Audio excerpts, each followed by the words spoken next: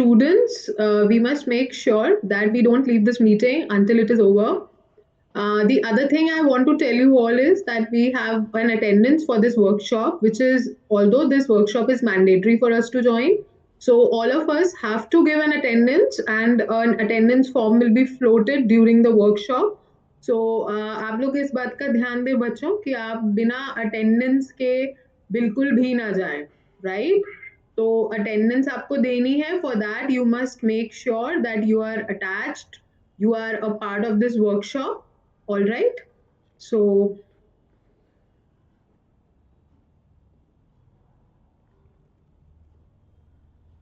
also students, we can turn on our cameras as well during the workshop. All right.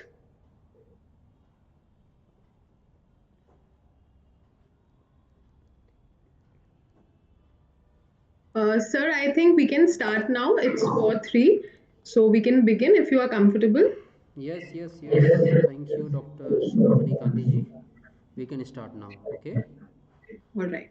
So, Girls, if we are comfortable, we can turn on our cameras as well. That will make the session more interactive and more lively as well.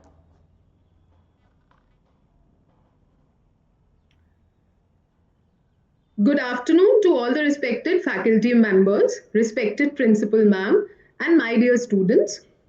It gives me an immense pleasure today to welcome you all for the workshop today, which is titled Guidelines and Strategies for Preparing Minor Projects and Master Dissertation in MCOM and BCom. Before we start the workshop, we all know that research is not just a mere requirement for your degree. It is a basic foundation which helps you in analytical thinking, academic writing, professional growth.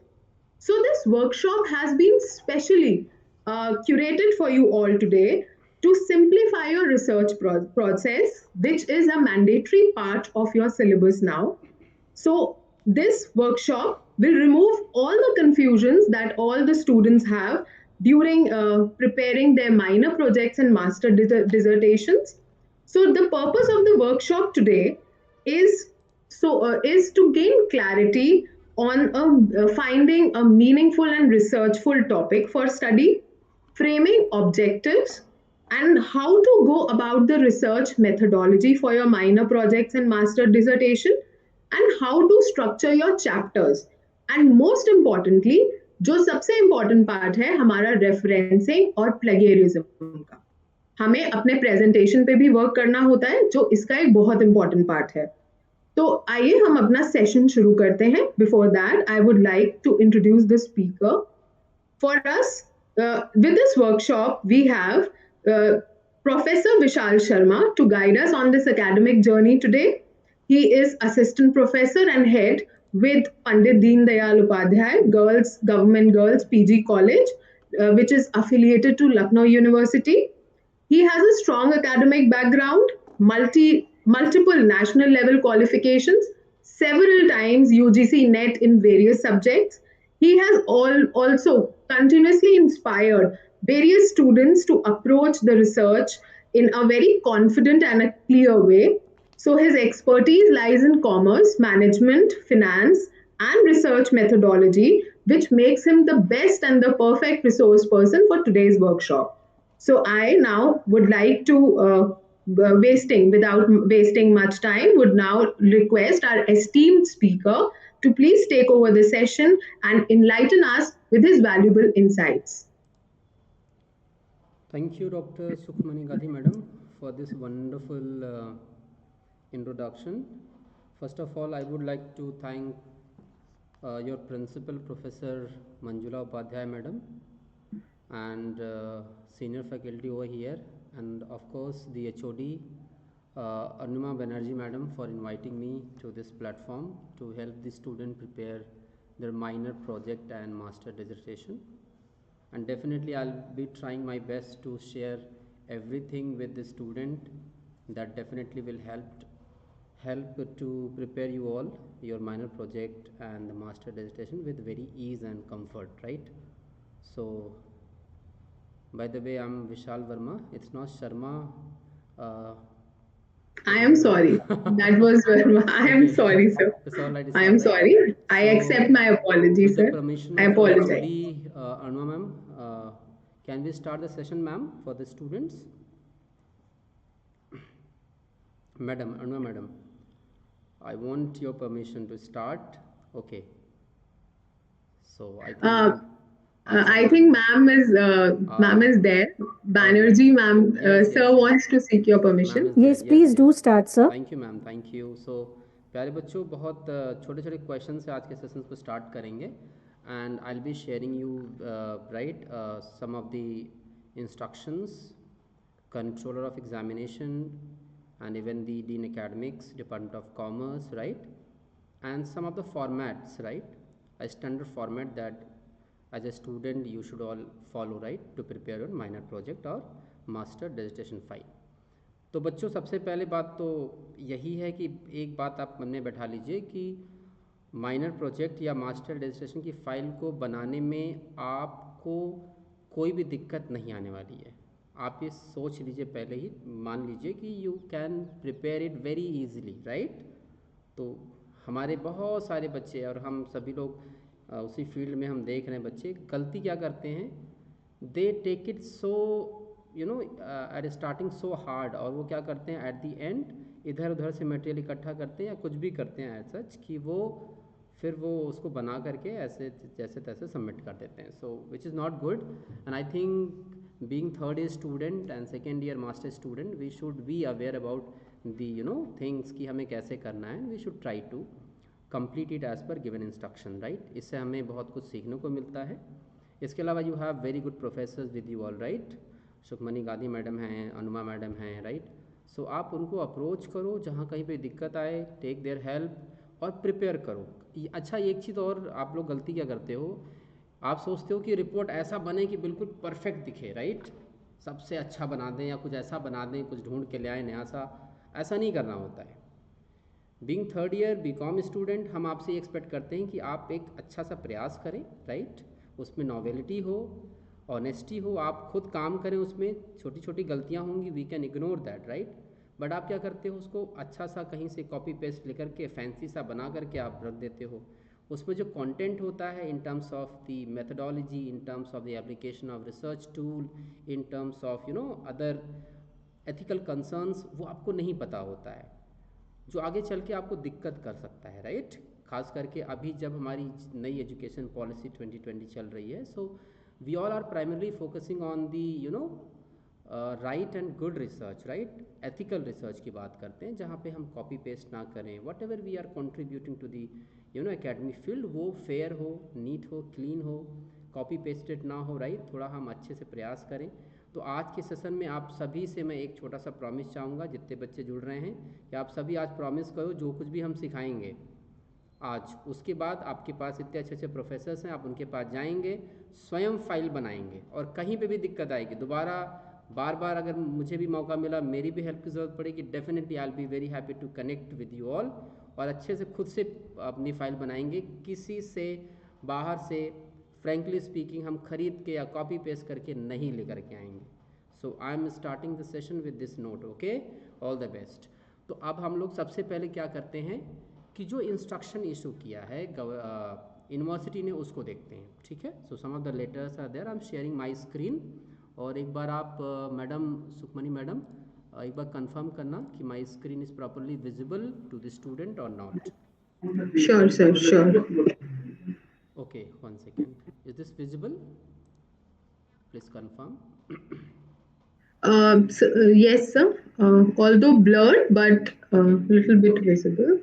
Yes, it is clear now, sir. Very okay much visible. Okay thank you so much आप देखो बच्चों कि एक letter है which was issued by the controller of examination right आप सभी को पता है यूनिवर्सिटी एग्जामिनेशन का जो हेड होता है वो कंट्रोलर ऑफ एग्जामिनेशन होता है तो उन्होंने क्या बताया है क्या इंस्ट्रक्शन दिया है ही सेड कि स्नातक छठे सेमेस्टर के माइनर प्रोजेक्ट के मूल्यांकन से संबंधित कुछ बातें बताई हैं तो मूल्यांकन से संबंधित बातें हमें पता होना चाहिए स्टूडेंट कि किन किन पैरामीटर्स पे और किन किन बातों को ध्यान में रख के हमें अपनी फाइल बनानी है पहली चीज़ जो माइनर प्रोजेक्ट का टॉपिक होगा बच्चे ध्यान रखना यहाँ पे लिखा हुआ देखो ध्यान से कि प्रत्येक विद्यार्थी द्वारा माइनर प्रोजेक्ट संबंधित महाविद्यालय के पूर्णकालिक शिक्षकों के निर्देशन में तैयार किया जाएगा जो रेगुलर पढ़ा रहे हैं। संबंधित प्रमाण पत्र प्रोजेक्ट के साथ आपको लगाना होगा, जैसे कि your declaration, certificate of supervisor, जिसकी पुष्टि संबंधित संकायाध्यक्ष that is your HOD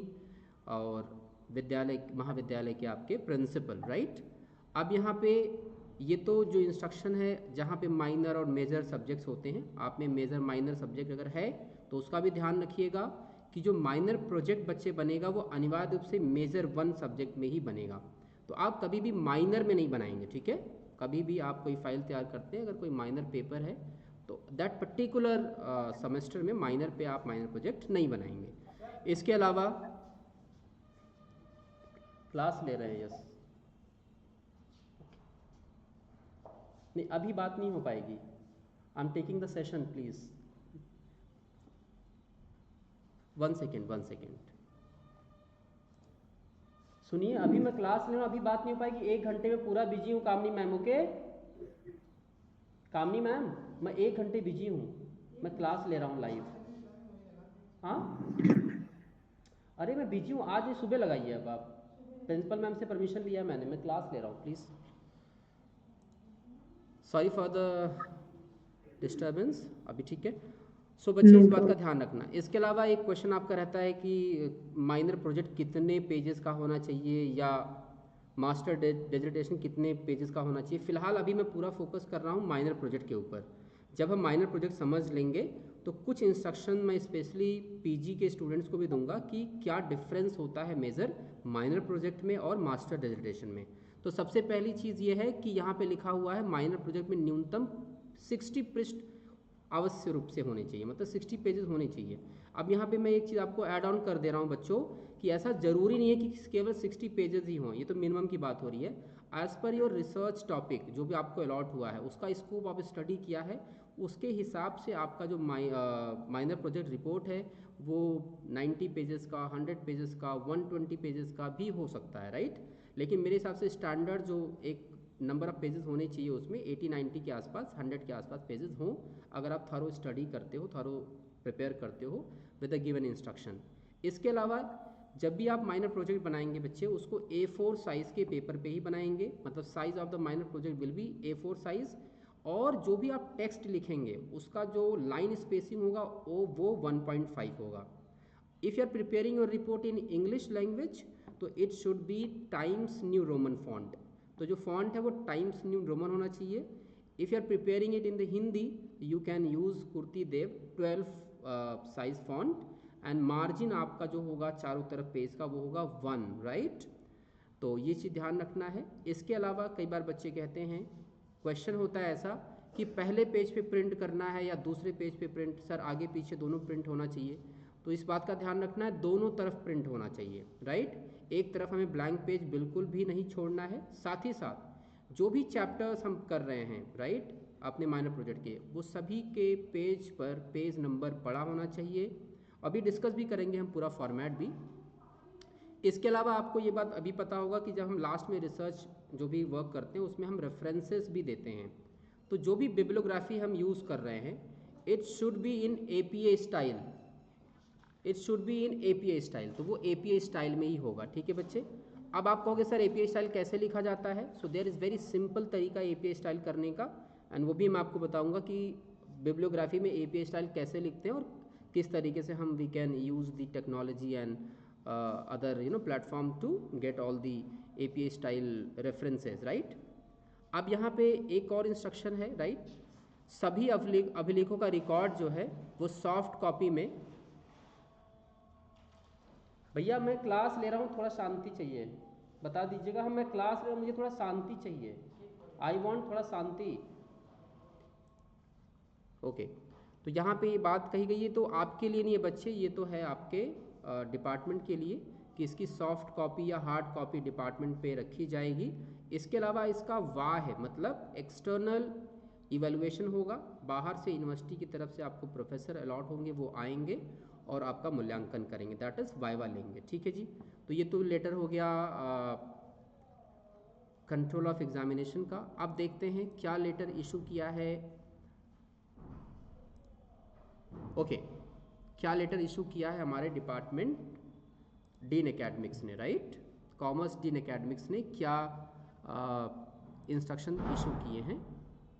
this is the letter, okay? Is it visible? Sukhmani madam please confirm. Yes, sir. Yes, okay sir. Okay, That is तो visible. यहाँ पे आप देखो बेटा, पूरा प्रॉपर गाइडलाइंस इशू किया गया है by the dean academics, department of commerce, university of Lucknow. तो यहाँ पे सारी बातें बताई गई है कि माइनर प्रोजेक्ट कैसे बनाना है और किन बातों का ध्यान रखना है। तो जल्दी से इसको हम ब्रीफ कर दे रहे हैं आपको। सबसे पहला पॉइंट यहाँ पे देख रहे हैं कि जो भी टॉपिक आपको अलॉट होगा बच्चे, वो अपने आप से नहीं लेना है आपको। You should not select your topic, right, all alone. तो फिर कैसे सेलेक्ट करना है? तो जो भी कंसर्न प्रोफेसर्स हैं आपके पास डिपार्टमेंट में, उनके कंसल्टेशन के साथ ही कंसर्न प्रोफेसर ही आपको टॉपिक अलॉट करेंगे। एंड जो भी टॉपिक अलॉट होगा वो रिलेटेड होना चाहिए रिसर्च स्टडी से। बिजनेस प्लान फिलहाल आपके सिलेबस में नहीं है, तो हम बिजनेस प्लान की बात बिल्कुल भी आज नहीं करेंगे। हम बात करेंगे रिसर्च स्टडी की, that is your minor project, ठीक है? अब यहाँ पे कह रहा है कि जो भी कंसर्न सुपरवाइजर होंगे, जो भी आपको अलॉट होंगे प्रोफेसर्स, वो professor just after submitting your file they will be issuing a certificate, जिसको कहते हैं the project supervisor certificate upon completion of your project. जब वो आप सबमिट कर देंगे तो उसके बाद जो भी डिपार्टमेंट है या यूनिवर्सिटी है वो प्रोफेसर को अलॉट करते हैं, एक्सटर्नल प्रोफेसर्स को, और आपका वाइवा होता है। अब रिसर्च स्टडी में क्या प्रमुख बातें हैं, what are the different important parameters या इंपॉर्टेंट बातें जिसको आपको ध्यान में रखनी है? तो बहुत ज़रूरी है समझना कि हम किन किन बातों को ध्यान में रख करके हम इसको करेंगे, राइट? क्या हुआ, मैं टॉपिक, हाँ बोलिए। हाँ, 1 सेकेंड, यस। ड्रिल करवानी है, 2 मिनट लगेंगे। अरे सर, मैं लाइव चल रहा है, यूनिवर्सिटी का सेशन चल रहा है, सुबह बुला लीजिए प्लीज़, बहुत डिस्टर्ब, या तो दरवाज़ा बंद कर दीजिए, बाहर करा लीजिए। कहाँ लगवा देंगे आप बता दीजिए बस। क्या क्या लगवा रहे वही हैं? बायोमेट्रिक वाला। बायोमेट्रिक वाला? एक्चुअली कल फोटो खींचनी है ना सुबह सुबह। तो मेरे क्लास के रूम के साइड में कहीं लगा दीजिए, यहीं लगा दीजिए, अंदर वॉल लगवा पे। दें? वॉल पे अंदर नहीं, वॉल पे लगा बाहर लगवा दीजिए, दें? बाहर ही। जहाँ ये बता दीजिए 2 मिनट लगेगा, हम नहीं, दरवाजा यहाँ क्यों लगवा रहे हैं, नीचे लगवाना चाहिए गेट पे, एंट्रेंस पे लगेगा। एंट्रेंस पे लगेगा? बायोमेट्रिक एंट्रेंस पे लगवाइए, ऊपर नहीं। Okay, sorry for the disturbance. Okay, now we are continuing, right? So यहाँ पे लिखा हुआ है रिसर्च प्रोजेक्ट रिपोर्ट जो है वो डॉक्यूमेंट है जो रिप्रेजेंट करेगा रिजल्ट्स ऑफ सिस्टमैटिक इन्वेस्टिगेशन। तो बच्चे नॉर्मल जब भी आप कोई आर्टिकल लिखते हो या कुछ भी लिखते हो और एक साइंटिफिक राइटिंग में या रिसर्च राइटिंग में डिफरेंस क्या होता है? यही होता है कि जब भी हम कोई रिसर्च राइटिंग करते हैं या कोई साइंटिफिक राइटिंग करते हैं तो it will be very scientific, right? उसका एक रिकॉर्ड होता है, एक मेथडोलॉजी होती है, एक प्रोसेस होता है, उसको हमें फॉलो करना होता है। तो हम इसको स्टार्ट कहाँ से करते हैं? तो हमारा स्टार्ट होता है टॉपिक या प्रॉब्लम सिलेक्शन से, जिसको हम रिसर्च आइडिया कह सकते हैं, right? So whatever topic is allotted to you, अगर अलॉट नहीं हुआ है तो definitely it will be allotted to you, तो वो टॉपिक ही आपका रिसर्च प्रॉब्लम है। अब मैं टॉपिक को रिसर्च प्रॉब्लम क्यों कह रहा हूँ, राइट?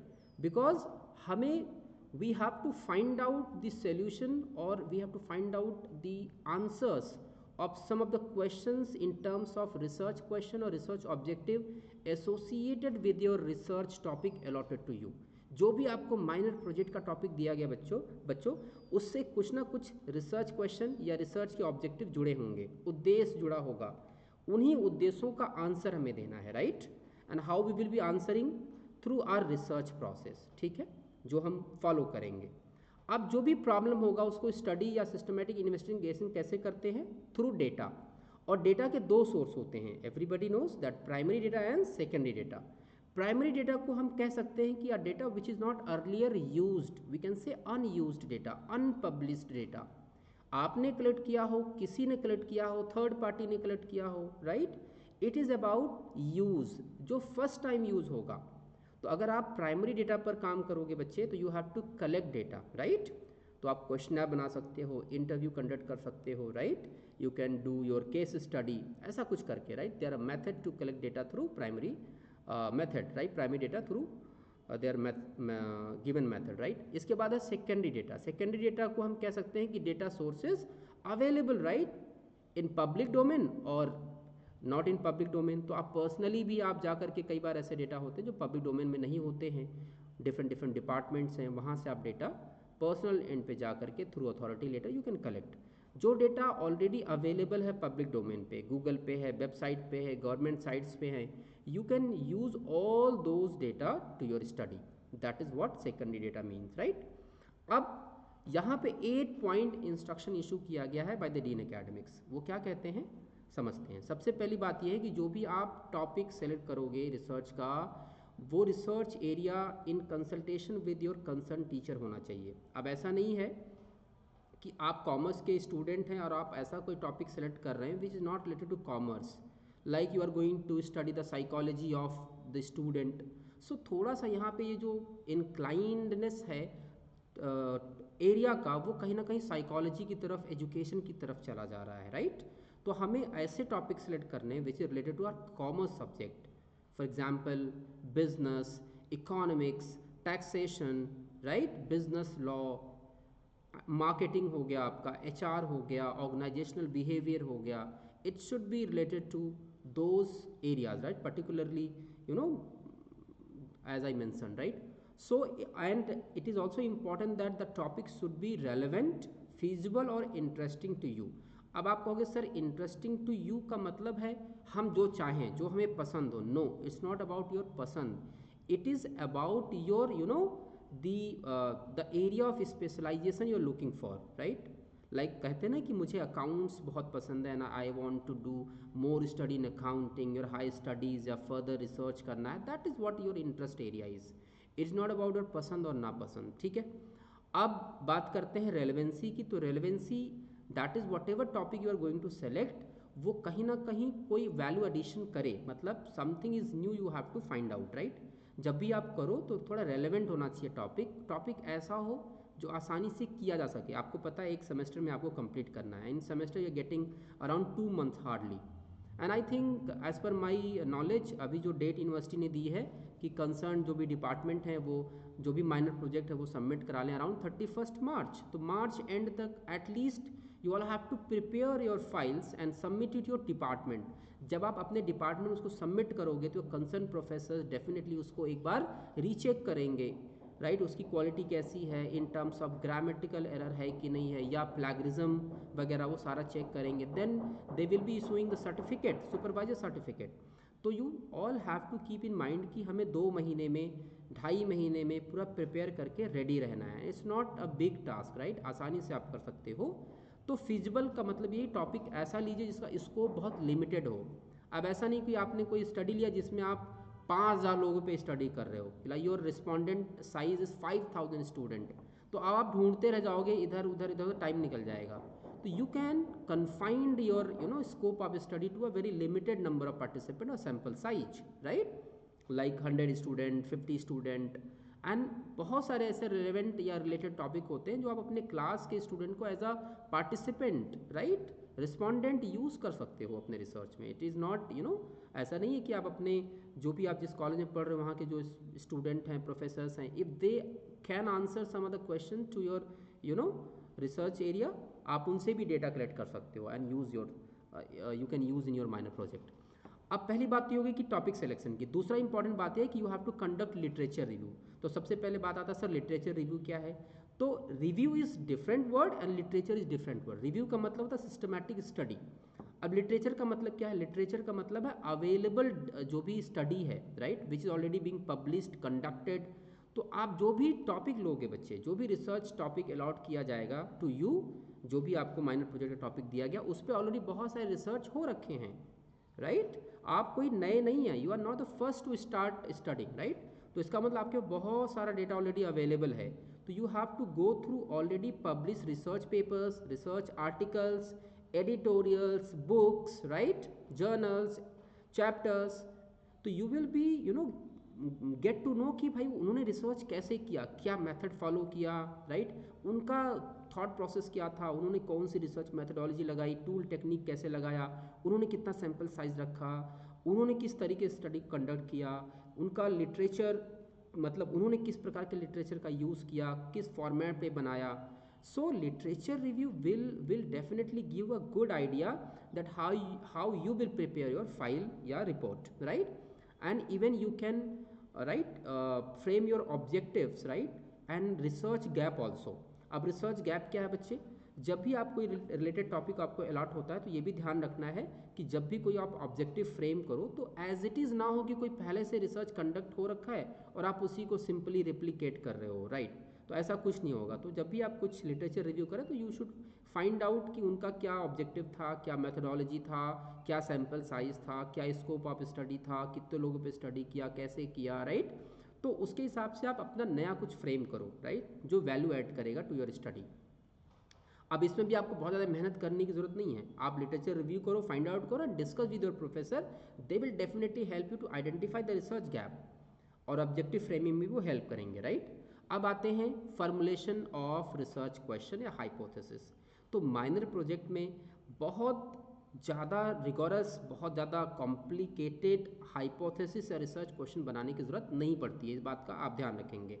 तो आप सिंपल, अब आप रिसर्च के मेथड के हिसाब से लाइक बहुत डिस्क्रिप्टिव स्टडी आप कर रहे हो, it's not so much technical और एक्सपेरिमेंटल बेस नहीं है, तो सिंपल आप रिसर्च क्वेश्चन फ्रेम कर सकते हो, राइट, नरेटिव स्टडी में। सो बहुत हार्ड या बहुत कॉम्प्लिकेटेड हाइपोथेसिस भी बनाने की ज़रूरत नहीं है। हाइपोथेसिस क्या है बच्चे? It is a mayor assumption statement, right? भाई कोई आप प्रॉब्लम ले रहे हो तो आप उससे पहले उसके फाइंडिंग्स को लेकर के जो जजमेंट करते हो, जो अजम्पशन देते हो, दैट इज़ हाइपोथेसिस। तो यहाँ पे भी आपको बहुत, अब मैं यहाँ पे कहूँगा कि बहुत इन्फ्रेंस नहीं होना टूवर्ड द इन्फ्रेंशियल इकोनॉमिक्स और इन्फ्रेंशियल स्टैटिक्स की हम वो सब लगा करके हाइपोथेसिस टेस्ट करेंगे, नहीं। यहाँ पे बहुत सिंपल स्टडी आपको रखना है। Being third year student, simple research questions 3 से 4-5 फ्रेम करिए, उसको अपने प्रोफेसर को दिखाइए, then start framing your objective based on that research question. तो यहाँ पे that guide your investigation and analysis, इसके बेसिस पे ही आपकी रिसर्च मेथडोलॉजी बनेगी। कौन सा रिसर्च टूल लगाएंगे, कौन सा टेक्निक लगाएंगे। अब आप कहोगे सर कौन कौन से टूल लगाएं जिससे हमारा रिसर्च बहुत फैंसी दिखे, तो बिल्कुल भी फैंसिफिकेशन करने की ज़रूरत नहीं है। Keep it as simple as you can, right? तो बहुत बड़ा स्टैटिकल टूल यहाँ पे लगाने की ज़रूरत नहीं है। You can use percentage, averages, right? You can do comparative analysis, you can use correlation, you can do regression, simple, right? Mean, median, mode you can use, and you can represent your data in multiple, graphical way, right? Pie chart है, bar graph है, line graph है, curve के through है, ठीक है? And table charts के through आप you can present your data. So you need not to go inside the detailed economic tools, inferential statics, उसमें जाने की ज़रूरत नहीं है। तो इतना आप करेंगे। इसके बाद फोर्थ पॉइंट है, you have to design your research methodology. अब आप कहोगे सर रिसर्च मैथडोलॉजी में क्या क्या आता है, अभी हम डिस्कस भी करेंगे कि क्या क्या मतलब कौन कौन से मेजर हेडिंग्स होने चाहिए आपके माइनर प्रोजेक्ट में। तो रिसर्च मैथडोलॉजी बच्चे एक पूरा का पूरा रोड मैप होता है आपका, कि आप कहाँ से स्टार्ट करोगे और कहाँ पे एंड करोगे अपनी पूरी रिपोर्ट की फाइल को। तो रिसर्च मैथडोलॉजी में आप सारी चीज़ें, just after your literature review you will be framing your research objective, research scope, your data collection technique क्या होगा, method क्या होगा, sample size क्या होगा, scope क्या होगा। like आपने कहा your scope of study that you will be conducting your research in your Lucknow district, right? अब let's suppose somebody is living in the Alambagh, तो आपने डाला कि I am conducting my research in the Alambagh Lucknow district area, ठीक है? और you are conducting research your research in your college, तो you can write your scope that I am conducting my research to this, है ना, the respondent related to this college या this batch और this class. So this is how you define and explain your research scope and sample size. अब मैंने बताया sample size का selection दिखाने के लिए नहीं करना कि हमने 5000 लिया, 6000 लिया, इतना बड़ा data sources. feasibility is very very important and it is related to your time and efforts, right? तो अब आप 2 महीने में, 2.5 महीने में जितना डेटा पे स्टडी कर सकते हो उतना ही डेटा लिया जाता है। So you can choose your sample size as per available time, right? That is 100 respondent, 50 respondent, like you studying some of the companies comparative analysis या समथिंग लाइक रिपोर्टिंग पे आप कुछ काम कर रहे हो, तो you can take 5 companies, 10 companies, 20 companies if topic is very easy, right? या फिर आप किसी कंपनी का time series analysis panel data पे काम कर रहे हो, मतलब एक ईयर पे काम करो, लाइक 10 ईयर का डेटा देख रहे हो तो आप you can choose one company और उसका 10 ईयर का ट्रेंड एनालिसिस आप कर रहे हो, कंपैरिजन कर रहे हो, लाइक प्रॉफिटेबिलिटी पे, उसके वैल्यू एडिशन पर या फर्म्स की वैल्यू पर, राइट, मल्टीपल, राइट। तो इस तरीके ध्यान रखना कि हमारा जो रिसर्च का जो स्कोप है वो बहुत वाइड नहीं होना चाहिए, डन, फिजिबल हो, ईजिली आप उसको कर सकें। And you can also take help of your professor over here in deciding और स्कोप ऑफ स्टडी। जहाँ जहाँ आप काम करेंगे, at each point, at every point you have to discuss with your allotted concern professor, right. अब इसके बाद आता है बच्चे, जब आप रिसर्च मेथोडोलॉजी में डिफाइन क्या करते हो, research objective, data source and all जो मैंने बताया। इसके बाद you start collecting your data.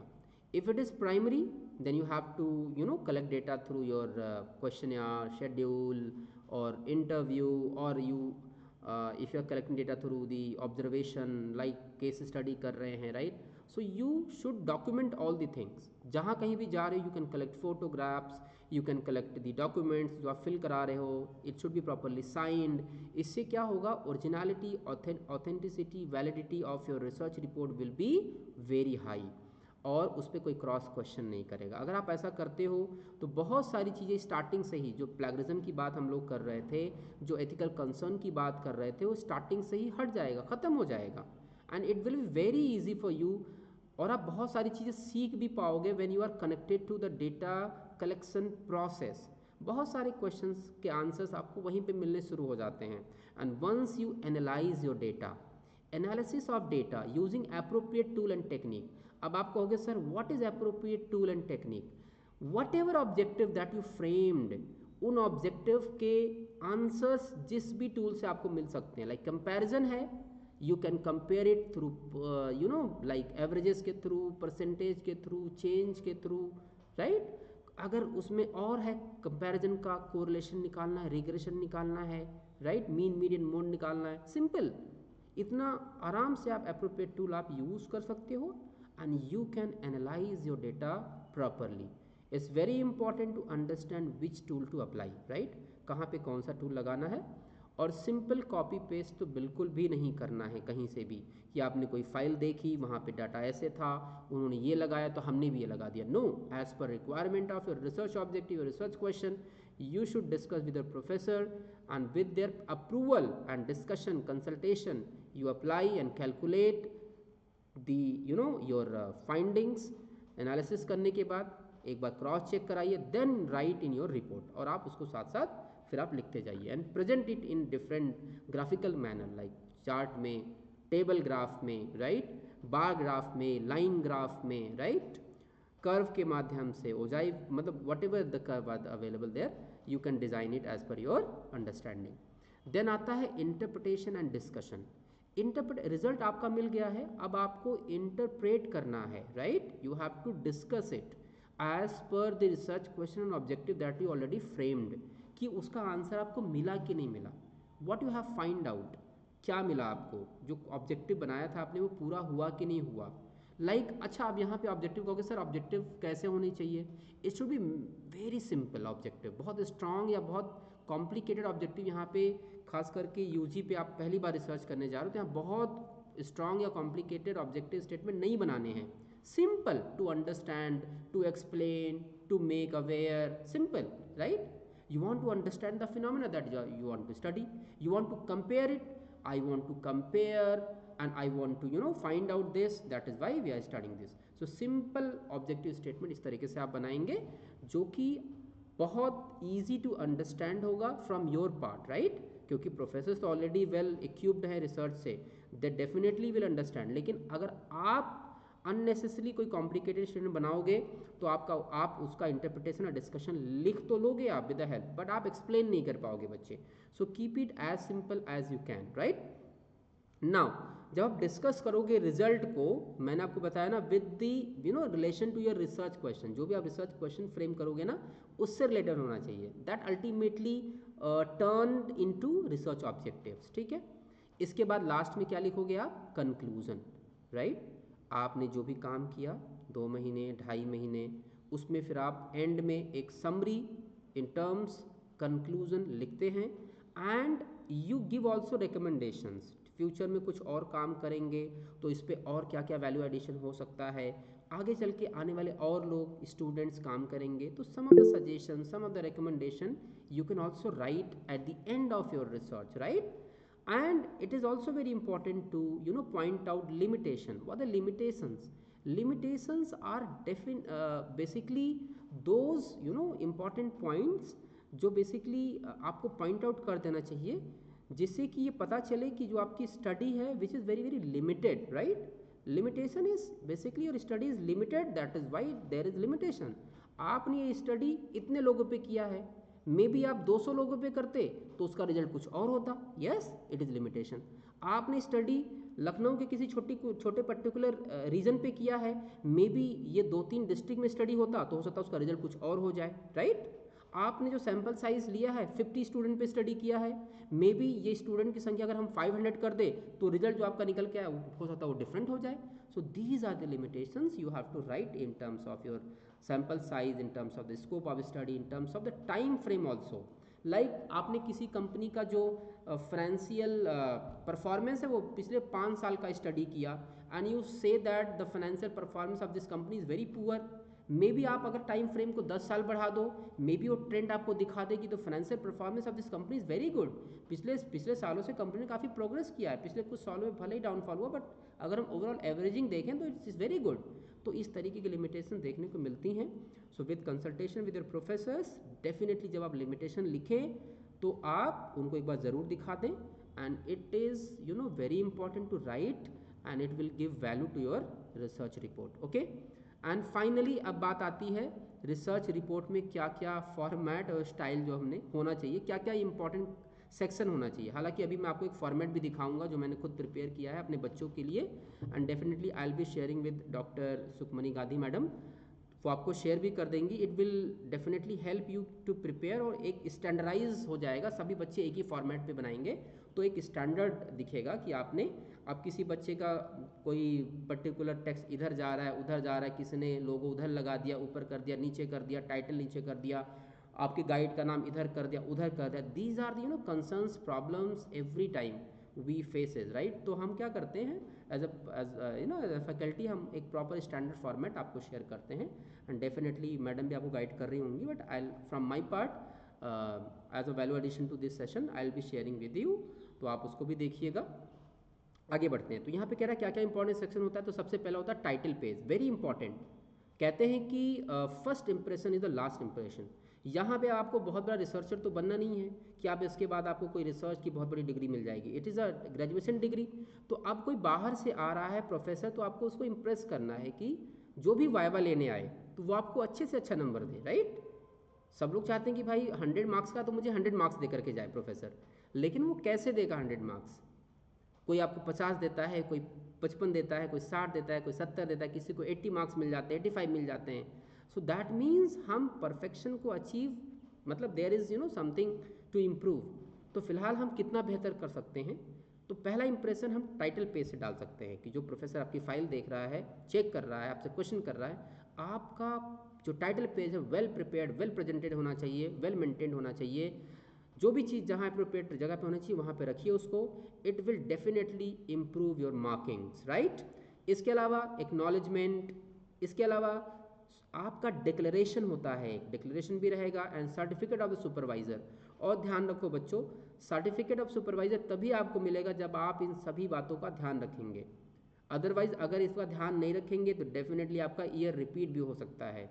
तो थोड़ा सा सीरियसनेस के साथ, मज़े के साथ, हंसते खेलते करेंगे, ठीक है, but with honesty and with discipline, अनुशासन के साथ काम करेंगे, राइट? तो title page, then your acknowledgement, then your declaration by the student, then इसके बाद आप क्या, सर्टिफिकेट ऑफ द सुपरवाइज़र जो साइन करेंगे, सुपरवाइजर जो लॉट होंगे. इसके अलावा आप एक प्रीफेस या एब्स्ट्रैक्ट भी लिख सकते हैं. प्रीफेस में आप डाल सकते हैं कि relevance of your topic, या एक brief central idea you can write. Then start with your introduction. दूसरा चैप्टर होता है literature review, research methodology, result, discussion, conclusion, references and appendices. Sir अभी अपेंडिसेस क्या है? So basically they are the annexures, right? Like आपने कोई questionnaire बनाया था जिससे डेटा कलेक्ट किया, तो for the authenticity of your report you can add to that annexure your question यार आपने ऐड कर दिया।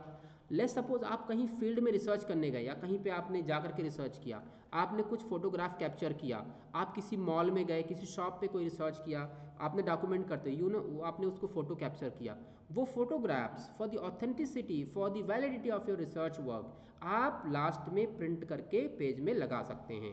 तो definitely this will add value to your research report. और डेफिनेटली जो आप कहते हैं टॉपर्स के नंबर कैसे आते हैं, ऐसे ही आते हैं जब आप एक्स्ट्रा वर्क करते हो, ऑथेंटिसिटी मेंटेन करते हो। और अब अभी मैं लास्ट में बहुत सारे क्वेश्चन भी आपके लूँगा, I will be definitely very happy to take question from and queries कि और क्या बातें हैं जो आपको एक कठिनाई देते हैं कि आप अच्छे से प्रिपेयर नहीं कर पाते हो, या हम मार्केट से ख़रीद के ले आते हैं या किसी की हेल्प लेकर के बना देते हैं। बिल्कुल भी ऐसा करने की ज़रूरत नहीं है। इससे क्या होता है, ऑथेंटिसिटी तो गड़बड़ होती है। वो जो आपको फाइल मिल रहा है वो पता चला 4 लोगों ने वही फाइल प्रेजेंट कर रखी है, तो ये टोटली अनएथिकल हो जाता है और ये डेफिनेटली आपको अच्छे मार्क्स नहीं मिलेगा इसमें, ठीक है। तो जो भी प्रोफेसर आएगा आपको फेल भी कर सकता है, he will definitely can right to mark you as 0। अगर वो आपको 0 करके जा रहा है तो आपकी प्रोफेसर मैडम भी कुछ नहीं कर पाएंगे। क्यों? क्योंकि आपने काम नहीं किया, आपने उनकी बात नहीं सुनी। तो you should respect your professor, whatever they are guiding, whatever they are saying, जहाँ पे भी आपको लग रहा है। और मुझे नहीं लगता है कि आज के प्रोफेसर, बच्चे भागते हैं प्रोफेसर से, हम लोग बच्चों को ढूंढते हैं, आ जाओ आ जाओ आ जाओ पढ़ा दें, ऐसा होता है। So you should go to your professor. कहीं पे भी दिक्कत आए उनको बताइए कि मैम मुझे यहाँ दिक्कत आ रही है, मैम मुझे यहाँ दिक्कत आ रही है, मैम मैंने ये फ्रेम किया है, एक बार चेक कर लीजिए। इससे क्या होगा, जब आप थोड़ा वर्क वीकली या टाइम फिक्स कर लीजिए, हर वीक आप अपना काम दिखाएंगे, उसको प्रॉपर डॉक्यूमेंट करेंगे, तो एक बहुत अच्छा रिपोर्ट आपका तैयार होगा। ओके, सो बिजनेस प्लान आपके सिलेबस में नहीं है तो हम इसको स्किप कर रहे हैं। अब आते हैं कि प्रिपेयर कैसे करना है, सेटिंग कैसा होना चाहिए, वो हमने बात कर ली। पेजेस का बिल्कुल अब ध्यान मत करिए बच्चे, पेज कोशिश करिएगा 90, 80, 50, मतलब मिनिमम 60 पेज तो होना चाहिए as per the letter of controller of examination of Lucknow university. तो 70, 80, 90 पेज जितना बन पाए इतना बनाइए। और मैं तो कहूँगा अगर अच्छे से काम करेंगे तो इट विल बी 100 पेज, और एक बहुत अच्छा दिखेगा भी वो, तो देखने में भी अच्छा लिखना चाहिए, आपका वजनदार होना चाहिए। पता चला आपने 40-45 पेज ला के दे दिया, वो मुड़ जा रहा है, हाथ में उठाते वो गिर जा रहा है, तो जो एक्सटर्नल एग्जामिनर होगा वही कहेगा भाई इसमें काम ही बहुत अच्छा नहीं किया है, या ऐसा कुछ एक बायसनेस आ सकती है। तो अच्छे से बनाओ, थोड़ा पेज भी भारी हो, कहते नहीं कि मतलब क्या कंटेंट लिखा है ऐसा ज़रूरी नहीं है, लेकिन उसमें वजन होना चाहिए, पेज ज़्यादा होना चाहिए। Jokes apart, but yes at least 80, 85, 90 pages हो जाते हैं अगर आप सब पे हर एक हेडिंग पे काम करते हैं। ओके, फॉन्ट साइज आपको बता दिया गया है। जो मेजर हेडिंग होंगे जिसको हम लाइन 1 हेडिंग कहते हैं, level 1 heading, level 1 heading 14 page का होगा, 14 पॉइंट का होगा, मतलब फॉन्ट साइज 14 होगा। इसके अलावा जो मेन टेक्स्ट आपका होगा, दैट इज बॉडी टेक्स्ट कहते हैं उसको, वो 12 का होगा। इसके बाद फुटर एंड नोट्स, जो भी आप फुट नोट या कैप्शन देते हो बच्चे, जैसे आपने कोई टेबल या पिक्चर लगाया तो उसका रेफरेंस देते हो ना नीचे, सोर्स क्या है, उसको साइज 10 रखना। और आपको बताया है जो टेक्स्ट आप लिखोगे, खास करके बॉडी टेक्स्ट, उसका आपस में स्पेसिंग कितना होना चाहिए, तो paragraph spacing, line spacing should be 1.5। कई बार बच्चे 1 कर देते हैं तो काफ़ी टेक्स्ट डेंस हो जाता है, विजिबिलिटी उसकी मर जाती है, तो it should not be like that, ठीक है, ये बात ध्यान रखिएगा। तो जब भी आप प्रिंट कराएंगे, प्रिंट कराने से पहले soft copy you have to submit your department. तो जो भी मैम है, एचओडी मैम है, अरुणा मैम है, सुखमणि गांधी मैडम है, आप इनके पास सबमिट करो, they will check and confirm कि हाँ ये okay, then you get it printed और दे गेट इट स्पायरल और बाइंडिंग, राइट, उससे पहले नहीं करना है। ओके, नाउ आगे बढ़ते हैं। अब अगला है टाइटल पेज, जो है उस पर जो भी चीज़ें कैसे कैसे लिखी जानी है वो मैं आपको एक्सप्लेन भी कर दूंगा। अभी बता रहा है टाइटल होना चाहिए, रिसर्च टॉपिक क्या है, your name, your institution and all. अभी एक फॉर्मेट भी हम देखेंगे, तो इसको हम देख लेंगे। अब यहाँ पे इस लेटर में डीन एकेडमिक्स के एक बात लिखी गई है कि that it should B both side printed. तो आप लोग अब एक साइड प्रिंट मत करना। कई बार ऐसा होता है कि आपका 100 पेज का रिपोर्ट है तो वो 100 पेज बन जाता है, राइट। तो आप एक पेज एक साइड प्रिंट करके दोगे तो वजन दिखता है, ऐसा नहीं होना चाहिए, right. If university says both side, it should B both side, ठीक है। जैसे मैं कभी भी वाइवा लेने जाता हूँ बच्चों, तो मैं ये बात ध्यान रखता हूँ कि जो इंस्ट्रक्शन यूनिवर्सिटी ने दिया है उसका ध्यान रखा गया नहीं रखा गया है, साफ सीधी सी बात। क्योंकि it is also about the the relevancy of rules, कि आप फॉलो कर रहे हैं कि नहीं कर रहे हैं। तो बोथ साइड प्रिंट अगर कह रहा है यूनिवर्सिटी तो it should B both side. इसके बाद एक चीज़ आप यहाँ पे लिखा मोनोक्रोम में होना चाहिए, that is black and white. ज़रूरी नहीं है आप पूरा फाइल ब्लैक एंड वाइट करिए आपको लगता है कि कोई बहुत इंपॉर्टेंट पिक्चर आपने क्लिक की है, कोई इंपॉर्टेंट डायग्राम है जो कलर में अच्छा आएगा, you can get it printed coloured और you can stick it, right, आप उस पर लगा सकते हो। बट पूरा फाइल जो है वो कलर बिल्कुल भी नहीं होगा, कवर पेज केवल कलर आप प्रिंट करिए, बाकी सब ब्लैक एंड व्हाइट होगा, ठीक है।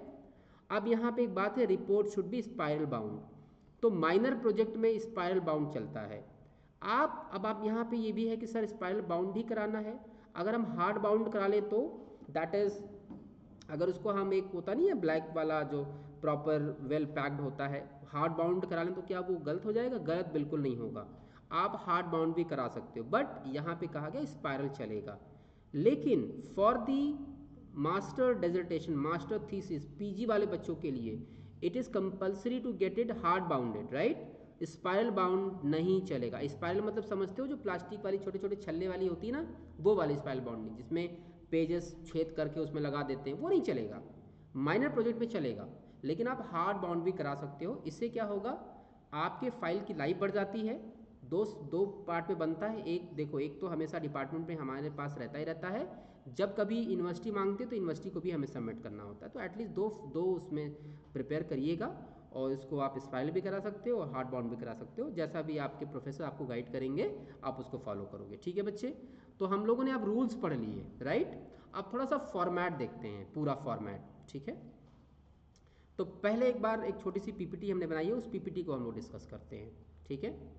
हल्का सा पीपीटी है और एक छोटा सा वीडियो भी है हमारे पास, just after this session I will be sharing with Sukhmani madam, तो वो आपको शेयर भी कर देंगी, तो आप उससे अगर कहीं हेल्प मिलता है तो डेफिनेटली टेक हेल्प, एंड जो भी चीज़ें यहाँ पे कंटेंट में यहाँ पे डिस्कस कर रहा हूँ, everything will be share to your professor, तो वो आप उनसे डिस्कस करके आप ले भी सकते हो, अगर कहीं भी आपको हेल्प हो जाती है इससे तो I will be very very happy.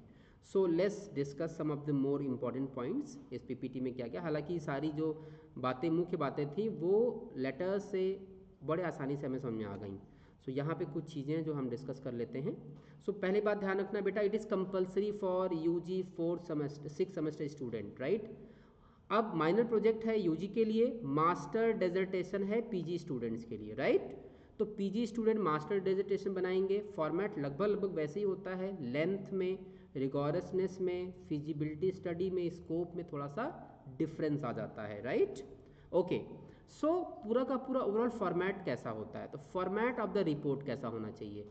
So student are required to follow the mentioned pattern preparing minor project. सबसे पहले टाइटल पेज, योर डिक्लेरेशन जो मैंने आपको बताया था, डिक्लेरेशन लगाएंगे आप, इसके बाद सुपरवाइजर सर्टिफिकेट लगाएंगे, then your acknowledgement, then table of content and then your chapter plan. इस तरीके से आप डिवाइड करेंगे ओवरऑल स्टडी को इन डिफरेंट चैप्टर्स।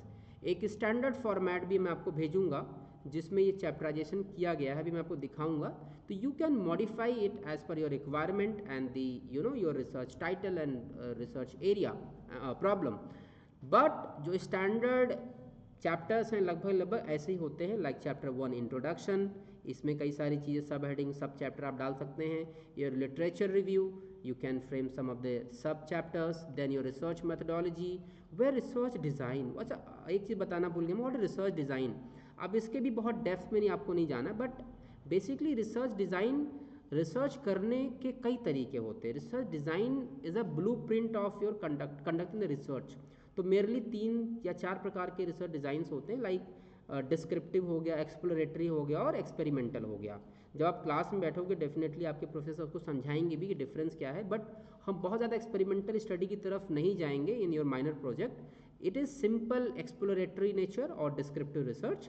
तो उसके क्या बेसिक फीचर होते हैं एक बार आपको मैडम समझाएंगी भी, और उसी पैटर्न को आप फॉलो करना, that will be definitely easy for you, और आप आसानी से अपना रिसर्च रिपोर्ट प्रिपेयर करेंगे।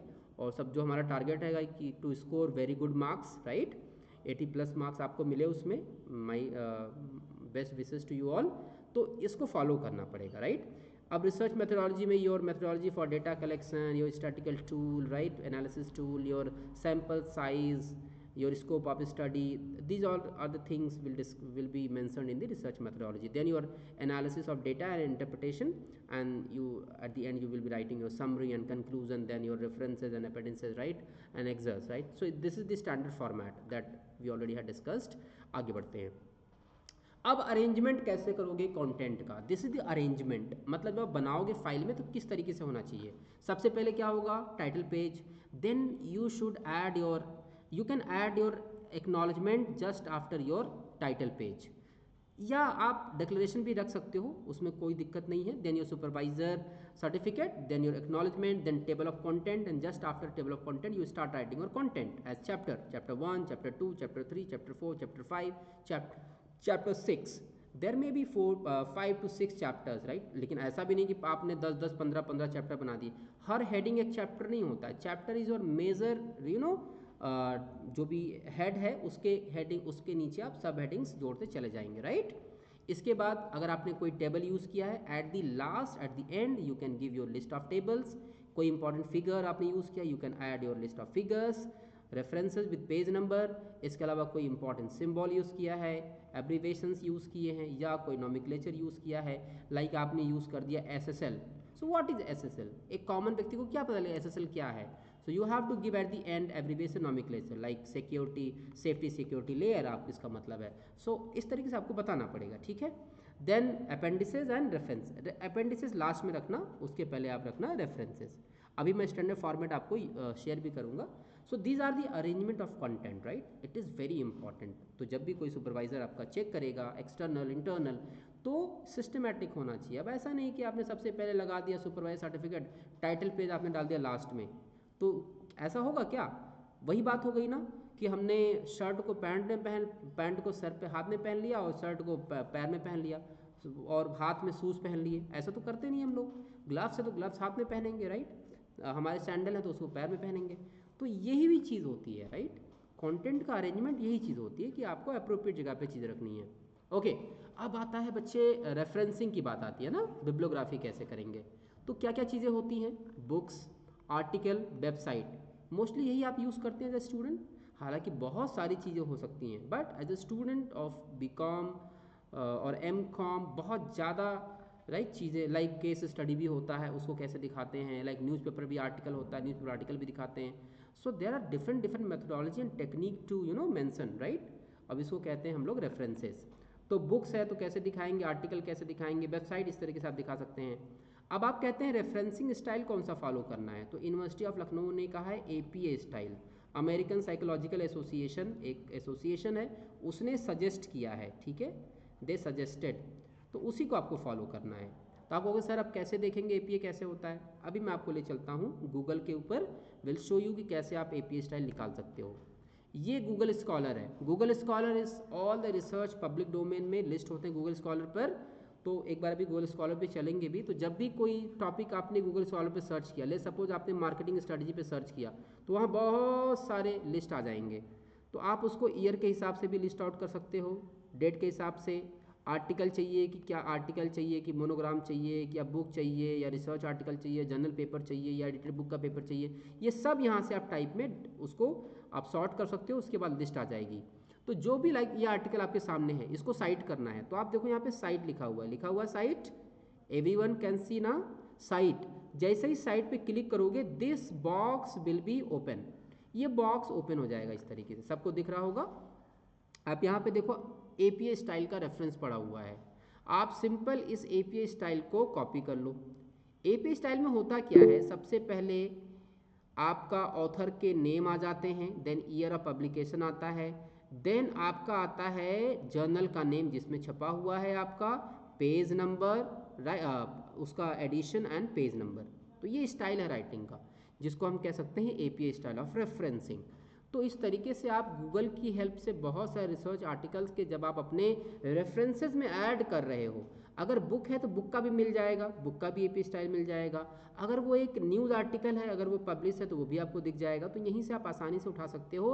And there are lakhs of research article listed on Google Scholar. You just have to go to the Google, type Google Scholar, type your research area, broad area, like आप कर रहे हो study financial analysis of Tata Motors, आप डालिए financial Tata Motors, related topic मिल जाएंगे, वहाँ से उठाइए, right. You will get all the research public related to your area, वहाँ से जो भी रेलेवेंस है आप आर्टिकल भी आराम से डाउनलोड कर सकते हो। अभी मैं आपको थोड़ा सा 1-2 मिनट का डेमो भी दे दूंगा।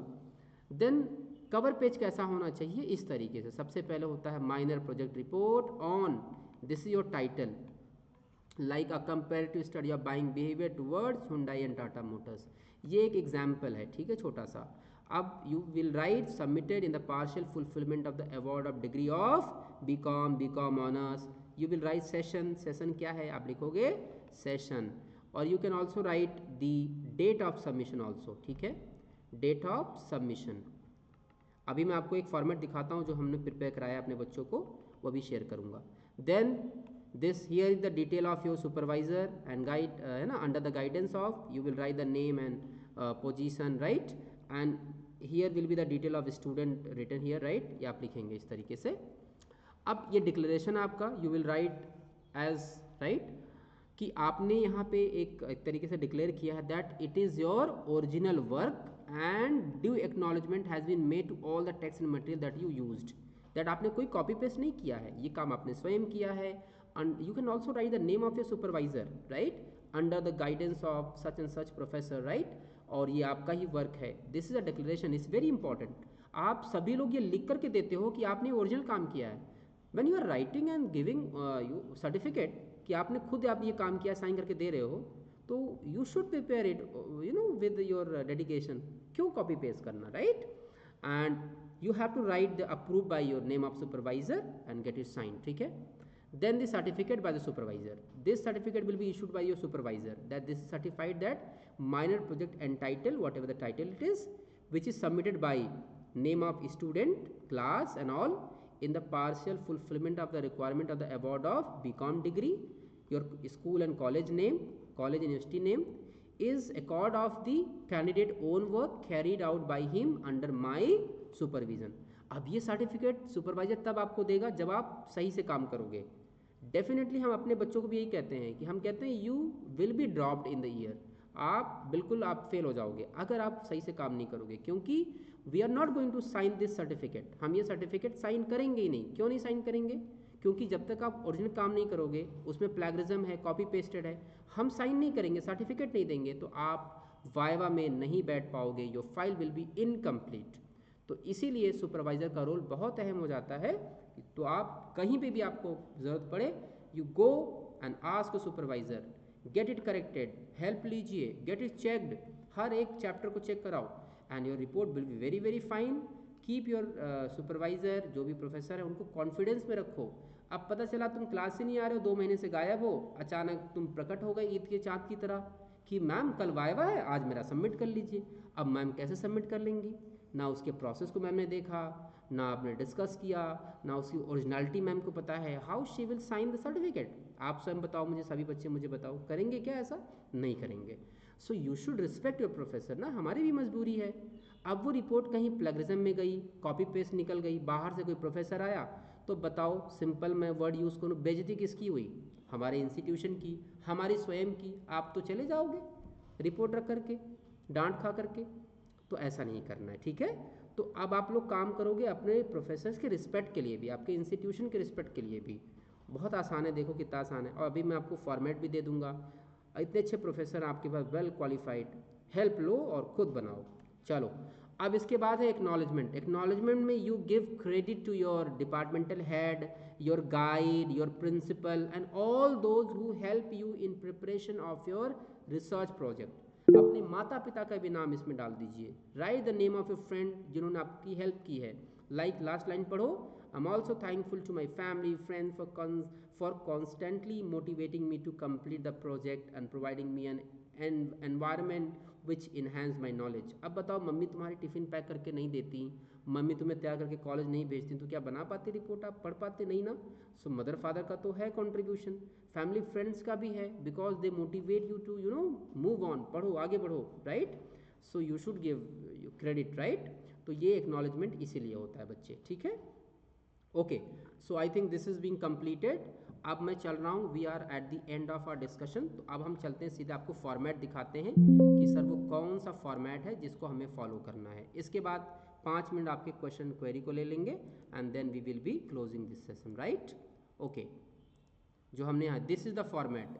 मैम एक बार कंफर्म करिए, is it visible to all? Yes, sir, that's Okay. visible. The Thank you, ma'am. screen is visible. Okay. Sir, just 1 second. I want to request the students Hmm. to not leave immediately after the session. I have a surprise for all of them, so they should be waiting. Okay, bache. I'll be taking only 5 to 6 minutes more, and then after, Oh, I'll be no, sir, handing you over. take your time. No Okay. time bar Okay. for you. Just Okay. this was for students. Okay okay बच्चों आप लोग session नहीं छोड़ेंगे you will be no stay connected अच्छा अब देखो कैसे पूरा फॉर्मेट आप देखना मैं आपको पूरा फॉर्मेट दिखाऊंगा and I will be sharing the word file of this format ताकि आप मॉडिफाई कर लेना ये हमारे यहाँ कॉलेज के I am a professor assistant professor oh here in Pandit Deendayal Upadhyay Rajkiya Mahila महाविद्यालय ई ब्लॉक राजाजीपुरम में आपको पता हो तो ये फॉर्मेट हमने अपने बच्चों के लिए तैयार किया है ठीक है सो आप देखो सबसे ऊपर क्या लिखा हो बच्चे it is minor project report on अब यहाँ पे आप टाइटल लिखेंगे तो अपना पूरा जो भी टॉपिक आपको अलॉट किया गया एज इट इज़ आपको यहाँ पे लिख देना है उसमें न कॉमा न कोई सेमी कॉलन कुछ भी चेंजेस नहीं करने what ever topic allotted to you as it is you have to write here then the name of your college like Navyug कन्या महाविद्यालय राजेंद्र नगर लखनऊ इसके बाद आप नीचे लिखेंगे affiliated to university of Lucknow because your degree is going to be awarded by the university of Lucknow तो हमारा ये कर्तव्य बनता है कि we should also give credit to university of Lucknow ये हो गया लोगो दो इंपॉर्टेंट है आपका कॉलेज का भी और यूनिवर्सिटी ऑफ लखनऊ का भी पहला लोगो आप अपने कॉलेज का रखेंगे दूसरा लोगो यूनिवर्सिटी ऑफ लखनऊ का and here you will be writing submitted toward the partial fulfillment of the requirement for the award of degree of Bachelor of Commerce then completed under the guidance of the name of your professor like I'm here guiding the student in my college Dr. Vishal Verma assistant professor in charge head department of commerce and here date of submission तो जब भी आप इसको print करके submit करोगे इसको अपने हाथ से लिखना राइट यहाँ पे आप जिस दिन सबमिट करोगे write the date of submission जो भी आपको अपने प्रोफेसर से मिलेगा on that day you will be writing and then session 25-26 2025-26 then here submitted to the name of your professor right and the name of your supervisor and submitted by your name your class your roll number and very important university enrollment number this is the standard format of the title page okay bachcho then your declaration this is the declaration that I am prepared for the student that this is to declare that I your name is student of BCom 6th semester faculty of commerce department of commerce your college name roll number and enrollment number in the bracket have personally worked on the minor project title under the guidance of Dr. Vishal Verma, assistant professor. You will be writing your professor name, right? Your college name.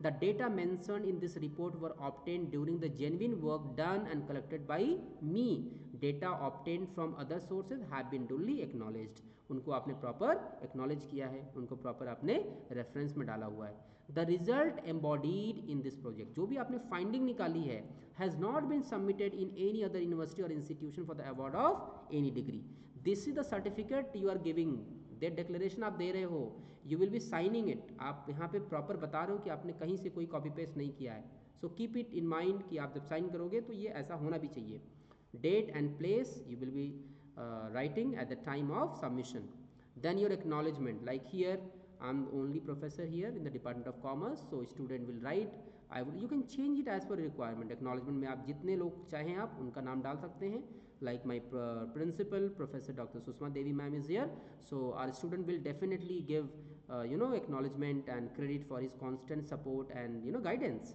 so this is acknowledgement you will also here write your name and class roll number university number you will sign it and then preface you can write preface is definitely a summary a central idea of your study right then you sign it and then important table of content this is how beautiful you have to prepare the table of content okay so first of all serial number or the chapter then particular or page number बच्चों ध्यान रखना इस बात का if you're preparing is Hindi तो इस तरीके से बनाना if you're preparing in English तो आप आराम से इंग्लिश में बना दो तो दोनों लैंग्वेज में कोई ऐसा हार्ड एंड फास्ट रूल नहीं है कई बच्चे इंग्लिश में पढ़ते हैं कई बच्चे हिंदी में पढ़ते हैं तो you can prepare your minor project master digital in both the languages right तो देखो आराम से यहाँ पे डाला गया है सबसे पहले क्या है title page certificate of supervisor declaration of the student acknowledgement यहाँ पे पेज नंबर पड़े हुए हैं देन इंट्रोडक्शन हो गया एक पेज उसके अंदर क्या क्या है एब्स्ट्रैक्ट है background study statement of problem है की पॉइंट है इंपॉर्टेंस ऑफ स्टडी है यू कैन ऐड दिस सब chapter like point 1.1 point 1.1.2 Then chapter number 2, like literature review, like theoretical framework and research question. After your literature review, this will be find out, right? Then your research methodology you will be writing. Here you will be mentioning your research objective, research design, scope of study, data collection technique, sample size, sampling technique, and research tool and technique that you are going to apply, statistical tool. Then data collection, analysis, and interpretation chapter. And fifth is your discussion and conclusion. At the end you will be adding as references and appendices or annexes. This is the standard format you are advised and suggested to follow, so that एक जो standard uniformity है आपके report की वो बनी रहेगी। And जब भी कोई बाहर से आपका वाइवा लेने आएगा, डेफिनेटली ही विल और she will be impressed with your work, और वो आपको बहुत अच्छे नंबर देंगे। ओके बच्चों, सो डन इट। एंड अब थोड़ा सा 1 मिनट में डिजर्टेशन वालों को बता देता हूँ, पीजी वालों को। बच्चे पीजी के भी रूल ध्यान रखना। पीजी वालों को रूल में ये है कि सब कुछ जो बातें हमने अभी की आपसे, it's all applicable to you all, right? But आपका जो रिसर्च स्कोप है, जो फिजिबिलिटी है, राइट, वो थोड़ा सा और स्ट्रांग होता है, रिसर्च क्वेश्चन और स्ट्रांग होता है, थोड़ा सा एरिया ऑफ स्टडी बढ़ जाता है, राइट? तो डिसर्टेशन में सबसे बड़ी बात होती है कि ये हार्ड बाउंड होना चाहिए, compulsory it is to be hard bound, right? 2 copy में होना चाहिए, और वही स्टैंडर्ड चीज़ें जो आपने माइनर प्रोजेक्ट में डाली है वो यहाँ भी होगा, राइट? और कवर पेज देखो यहाँ पे लिखा हुआ है इंक ब्लू बेस में या प्रिंटिंग इन सिल्वर कलर में होना चाहिए, जो हार्ड बाउंड के फर्स्ट पेज पर चिपकती है। और जो आपका कवर पेज है, टाइटल पेज है, वो कलर प्रिंट होना चाहिए, राइट? इसके अलावा सारी चीज़ देखो सेम है, डिक्लेरेशन है, सर्टिफिकेट है, एक्नॉलेजमेंट है, टेबल ऑफ कंटेंट है, इसके अलावा और भी चीज़ें लाइक एब्रीवेशन है, टेबल है, चैप्टर है, बिब्लियोग्राफी है, सेम है। And one more important thing, plagiarism क्या होता है? जब हम किसी के काम को as it is copy paste कर लेते हैं, दैट इज प्लेगरिज्म। प्लेगरिज्म को हम कहते हैं साहित्यिक चोरी, किसी के और काम, लिखे गए काम को, किए गए काम को हमने कॉपी कर लिया। So there is a very important regulation, UGC regulation, वो कहता है कि हम कभी भी कॉपी पेस्ट नहीं कर सकते। That is promotion and academic integrity and prevention of plagiarism of higher education institution regulation 2018। तो इस बात का हमें ध्यान रखना कि कॉपी पेस्ट नहीं करेंगे। और मास्टर डिसर्टेशन में मैक्सिमम जो परमिटेड है similarity index, that is copy pasted material या अदर सोर्सेज जो आप मटेरियल यूज़ करते हो with proper citation acknowledgement is 20%। तो थोड़ा बहुत आप हेल्प ले सकते हो up to the maximum limit of 20%। तो आप कोशिश करो 10% 12% तक आपका कंटेंट आप थोड़ा बहुत हेल्प ले सकते हो, लाइक कोई पिक्चर है, कोई डायग्राम है, या कुछ है, बाकी पूरा नहीं कर सकते आप। और सबसे बड़ी बात चीज़ है, मास्टर डिसर्टेशन में बताया गया कि एटलीस्ट 100 to 150 पेजेस होना चाहिए, राइट? ज़्यादा होना चाहिए। और ये इम्पॉर्टेंट है कि वहाँ पे हाइपोथेसिस भी हो, रिसर्च को मतलब as per your research topic ये होना चाहिए। ये एमिटी यूनिवर्सिटी का एक, it is as per UGC regulation ही है, बट एमिटी यूनिवर्सिटी की वेबसाइट से मुझे मिला था, तो आई थॉट कि आपके साथ शेयर करना चाहिए। तो ये सारे जो चीज़ें हमने बताई, ये सारी की सारी चीज़ें वही हैं। फॉर्मेटिंग जो भी मैंने आपको बताई है वही है सारी की सारी, ठीक है ना? अब लेवल 1, लेवल 2, लेवल 3 मतलब सब हेडिंग, मेन हेडिंग, सब हेडिंग, सब हेडिंग, तो मिनिमम 12 होता है, और रेफरेंसेस फुट नोट में जो आते हैं वो 10 होते हैं। तो मेन हेडिंग इज़ 14, सब heading is 12, and spacing is 1.5 होता है। टाइम्स न्यू रोमन में इंग्लिश और कुर्ती देव में हिंदी, राइट? इस बात का ध्यान रखना है। Citation style, that is references. अब इसमें बहुत सारी चीज़ें हैं जो आपको ध्यान रखनी है, लाइक सिंगल ऑथर है तो कैसे लिखेंगे, 2 ऑथर है तो कैसे लिखेंगे, राइट? मल्टीपल ऑथर है, एडिटेड बुक का अलग होता है, राइट? इसके अलावा देखिए केस लॉ अगर आप कोई डिस्कस करें तो केस लॉ को कैसे डिस्कस करेंगे, ठीक है ना? इस तरीके से आपका केस लॉ लिखा जाएगा, ठीक है? तो ये आर्टिकल भी, ये पेज भी मैं आपको मैडम को शेयर कर दूंगा, we have very limited time. इसके अलावा साइटेशन ऑफ आर्टिकल कैसे करोगे, तो एपीआई स्टाइल में आपको करना है, तो आप आसानी से इस तरीके से कर सकते हो, ठीक है? इसके अलावा वेब पेजेस को देखो, वेब पेजेस में सीधे वेब लिंक आ जाएंगे। और रिपोर्ट अगर आप कोई मेंशन कर रहे हो तो आपको रिपोर्ट बनाना पड़ेगा, लाइक आपने लॉ कमीशन का कोई रिपोर्ट लिया है जो कि it was 276 report on legal framework, तो आपको बताना पड़ेगा कब पब्लिश हुआ, कौन सा रिपोर्ट आपने अपने स्टडी में यूज़ किया हुआ है। So this was for master dissertation file, थोड़ा इंस्ट्रक्शन मैंने दिया हुआ है। बाकी जो स्टैंडर्ड फॉर्मेट है सब वही रहेगा। You can right here master dissertation on topic, rest all will be same, okay? जहाँ जहाँ माइनर प्रोजेक्ट है वहाँ पर आप लिखेंगे मास्टर थीसिस और मास्टर डिजर्टेशन। सो प्यारे बच्चों, this is all from my side and I hope कि जो भी अभी हमने यहाँ पे डिस्कशन किया हुआ है and it will definitely add value to your learnings, और अब आप रिपोर्ट अच्छे से बनाएंगे।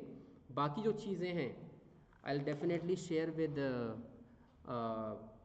Madam Sukhmani madam and she will be sharing with you all. And I hope आज का सेशन आपके लिए वैल्यू ऐड किया होगा। कोई क्वेश्चन है तो फटाफट कोई क्वेश्चन हम लोग आपकी क्वेरी तो ले लेते हैं। मैं चैट बॉक्स पे देख लेता हूँ, या मैम सुखमनी मैडम आप मुझे कोट कर दिए अगर बच्चों की क्वेरी है तो। Anybody, girls, if attendance के लिए please परेशान ना हो, we will deal with that, don't worry.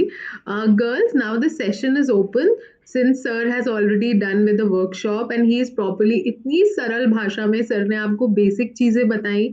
हम जिन चीजों के लिए परेशान भागते हैं, हम अपने सर्टिफिकेट्स के लिए भागते हैं। सर्टिफिकेट में क्या लिखना है, कैसे लिखना है, सर्टिफिकेट कौन सा लगेगा, नहीं लगेगा।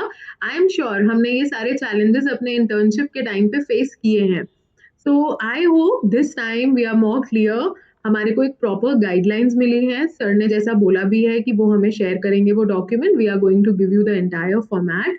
आप उसी फॉर्मेट में अपने माइनर प्रोजेक्ट या मास्टर डिसर्टेशन को प्रिपेयर कर सकते हैं। And I could see many of you jotting down the points.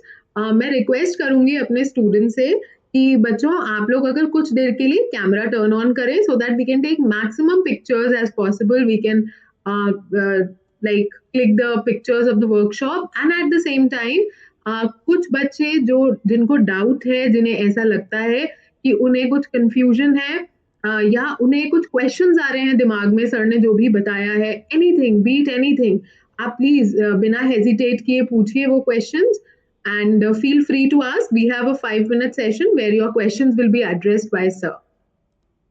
Any questions? You can raise your hands and we'll be there. Yes, Ananya, please ask. Hello sir, hello ma'am. My question is, अगर हम ये जो project है इसको हम word पर ना बना करके नॉर्मल कैनवा पे बनाए तो वो ठीक रहेगा? नहीं बिल्कुल मतलब ठीक नहीं रहेगा। कैनवा बच्चे, Canva is a graphical graphical tool है वो। Canva is not a writing tool, वो ग्राफिक डिज़ाइन के लिए है। वो आप ग्राफिकल काम वहाँ पे कर सकते हो, लाइक कोई चार्ट है, कोई पिक्चर है, वहाँ काम कर सकते हो। आई will be suggesting you should work on the word file. Otherwise जो फॉर्मेटिंग होगी, जो आपको फॉर्मेट बताया गया है, जब आप उसको फाइनली प्रिंट करोगे डेफिनेटली वो खराबी आएगा, गड़बड़ आ जाएगा। कुछ बच्चों ने लास्ट ईयर भी गलती की थी। एक बार 1-2 जगह मैं गया वाइवा लेने, तो वहाँ भी ये चीज़ें थी कि बच्चों ने डिफरेंट टूल से वो फाइल तैयार की थी and it was so haphazard. तो एक स्टैंडर्ड और एक प्रॉपर यूनिफॉर्मिटी मेंटेन करने के लिए I will be suggesting you to use the word Microsoft Word only बेटे। Okay, Please ask more questions if you have. Ananya, do you have one more question? Okay, we yes have ma'am. some. Okay, you can ask. Then we have somebody else also who wants to ask. Ayushi is there. So, Ananya, do you have one more question? You have raised your hand again. Yes ma'am. पूछिए Ananya. Sir मेरे पास एक और question है कि if like हमारा जो like example के तौर पे हमें कोई अकाउंट का, कॉस्ट अकाउंटिंग का हमें मिला एक टॉपिक, उसमें हम अगर फ्लो चार्ट टाइप का बनाते हैं एंड उसमें इमेजेस लगा देते हैं, अकाउंट से रिलेटेड इमेजेस, तो उस इमेजेस के ऊपर जो सब होते हैं, सारी चीजें लिखी होती हैं, उन सारी चीजों को लेकर के हम लोग उसको सब टॉपिक्स जो मिलेंगे उस इमेज में, उसको हम लोग एक ऐसे के तौर पे मतलब कि उसको एक्सप्लेन कर सकते हैं ना फ्लोली? बिल्कुल कर सकते हैं बच्चे। अगर आप कोई भी पिक्चर यूज़ करते हैं, कोई इमेज यूज़ करते हैं which is not prepared by you, तो you should properly cite the source जहाँ से आपने लिया। वेबसाइट से लिया तो you should mention the the link of your website. किसी बुक से लिया है तो you should write the name of author, publication, कब वो पब्लिश हुआ, पेज नंबर कहाँ से आपने लिया है। That is what we mention, that citation is very very important. आपने कोई पिक्चर लिया, कोई डायग्राम लिया, यू आर एडिंग समथिंग, आपने कहा उसको देख करके हमें कुछ लिखना है, you could definitely add, but proper referencing and citation is very important. ठीक है, okay, thank you sir. Ayushi, you have the next question. Now you can ask.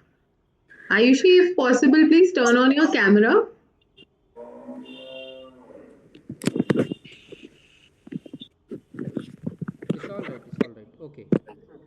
Yes Ayushi पूछो।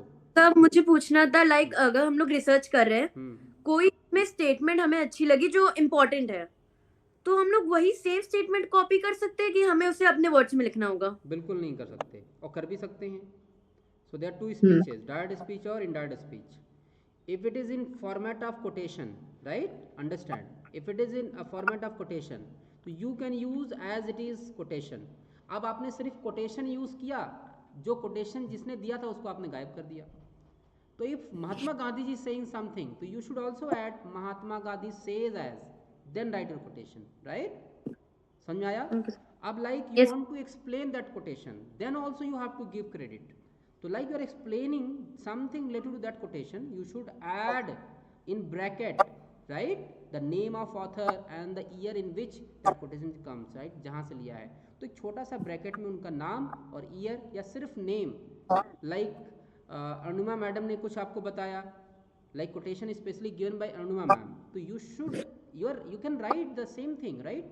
आपने लिखा उसको अपने वर्ड्स में, ब्रैकेट में आपने डाल दिया जो तरीका है लिखने का, B dot Anunima, right, it is called referencing, right, and comma आगे आप ईयर भी डाल सकते हो. तो इससे ये होगा कि that paragraph is not originally written by you, but this is the idea comes from the given researcher और the professor. Okay okay sir, इसमें थैंक्स. आपकी मैम हेल्प करेंगे. जब आप लिखोगे ना तो मैम को दिखाना, definitely you will get good idea, वो सही हो जाएगा. This is called citation, in text citation, इसे कहते हैं बच्चे इन टेक्स्ट. जहाँ लिख रहे हो वहीं नीचे ही साइटेशन दे दिया, ठीक है, ब्रैकेट में. ओके चोरी कर, हम डायरेक्टली चोरी नहीं कर सकते हैं, क्रेडिट देकर चोरी कर सकते हैं. This is the rule. नहीं, चोरी तो बिल्कुल करना भी नहीं है. चोरी तो ये चोरी है भी नहीं, तो बच्चों बिल्कुल कंफ्यूज नहीं होना. चोरी तो बिल्कुल नहीं करना है. देयर इज अ तरीका, right, it's called the scientific method. ये सिस्टमेटिक मेथड है, साइंटिफिक मेथड है, इसको ऐसे ही किया जाता है, ठीक है. अब आपने वो स्टेटमेंट तो लिख दिया बट किसी को नहीं बताया स्टेटमेंट किसका है किसका नहीं है, then is called plagiarism, right, that is to be avoided. Yeah, on a lighter note, sir, whatever sir said, you must take this point because many of us, while we make these reports, we tend to, do the same thing. So you must take this point very seriously, girls. Anshika, आपका question है, please पूछे. Sir, Anshika is a student from MCOM. She has a question Yes, for Anshika, her. welcome. बताओ बच्चे, पूछो. Anshika you not Audible, आपकी आवाज़ नहीं आ रही है बच्चे, देखो माइक चेक करो. You are on mute, हाँ. Audio No. बढ़ाओ, हो सकता है आपका ऑडियो कम हो.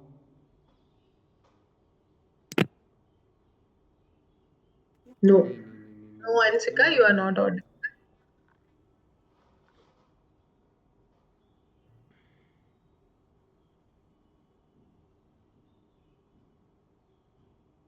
ठीक है अंशिका, अगर Yes, sir, I am audible. Yes, no audible, पूछो.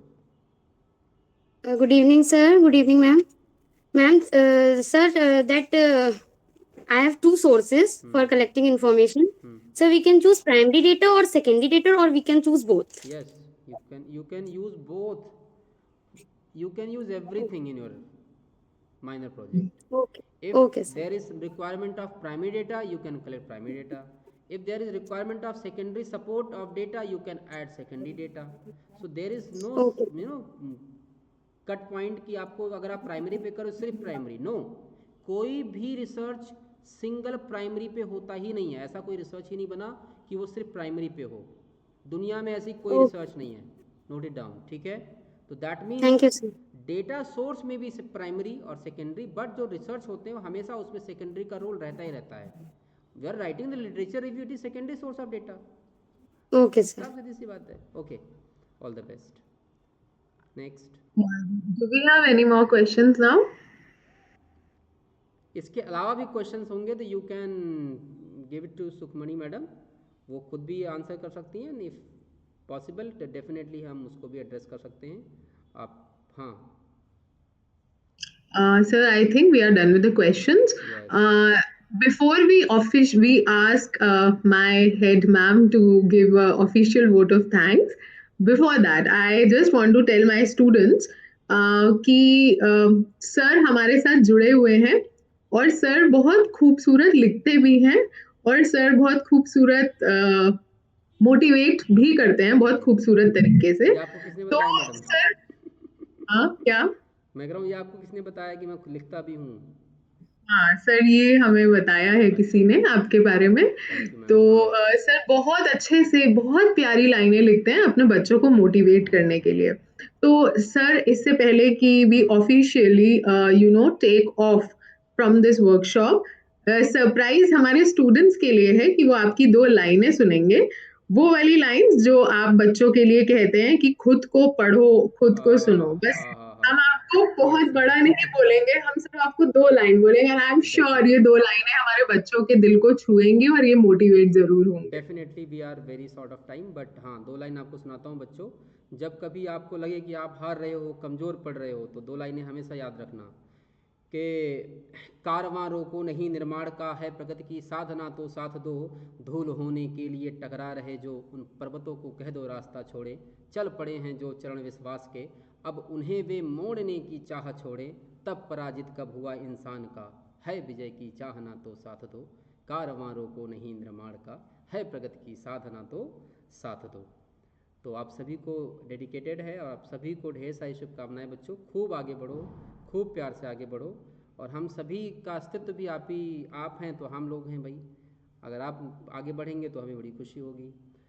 तो thank you Sukhmani madam for this value addition to this session. और मैं स्पेशली मैडम मैं थैंक यू कहना चाहता हूँ आपके HOD मैडम को। She is connected throughout the session, और काफ़ी ये मोटिवेटिंग भी रहता है बच्चों के लिए भी कि मैडम ने इतना एफर्ट किया। मैडम हम लोग एक्सपेक्ट नहीं करते कि आप पूरी क्लास में ही, लेकिन मैं चाहता हूँ आप मैडम के लिए एक बार जोरदार ताली साई बच्चे बजाएं कि मैडम थ्रू आउट कनेक्टेड रही। Thank you so much madam, it's a definitely privilege and honour for me also कि आप थ्रू आउट सेशन कनेक्टेड रही। Yes Sir, I want to also thank my head of the department for being so supportive throughout. She has been so supportive in this lecture. And of course, somewhat we have to give the credit to our principal, ma'am. She joined your lecture halfway through. Yes An हाँ, offline meeting. But still, she Manjula madam made को it. बहुत बहुत धन्यवाद, उनका तो आशीर्वाद हमेशा बना रहता है। एंड वो हमारी अग्रज भी हैं, प्रिंसिपल हैं, हमारी सीनियर भी हैं, तो उनको भी मेरा प्रणाम जी। Sir, thank you so much for inspiring our students and giving us wonderful academic insights on the preparation of this minor project and master dissertations in BCom and in MCom. I hope our students have benefited a lot today, and the attendance of our students throughout the session itself shows that your session was more than interesting, and it has inspired and solved many queries of our students. We thank you so much, sir, to be a part of this workshop and for enlightening us with your valuable inputs. Thank you so much, sir. Thank you everyone, thank you बच्चों, take care and all the best. Sir, now I would like to invite my head of the department, Dr. Anurima Banerjee ma'am, to give an official vote of thanks for the workshop. At the last I would like to say कि 2 चीज़ें sir ने बताई हैं वो ही ध्यान में रखना है। आप अपने काम को सिंपल रखिएगा बच्चों, और सारे रूल्स को फॉलो करिएगा। बस ये 2 चीज़ें हैं, बाकी तो सर ने इतना अच्छा बताया। I am very very thankful to professor Vishal Verma. I am thankful to all of my students. I am thankful to Sukhmani for coordinating such a programme. And principal ma'am हमें इंस्पायर करती रहती हैं, तो thank you to our dear principal, जिसकी वजह से ये online session successfully आज हो गया। आई एम वेरी होपफुल कि सारे बच्चे इस बार खुद सब कुछ लिखेंगे, और मेरे पास जितने भी आएंगे रिपोर्ट्स उन सब के लिए मैं कह पाऊंगी कि हाँ मेरे बच्चों ने मेहनत की है, खुद अपने आप से सोच करके लिखा है। Thank you sir, thank you so much.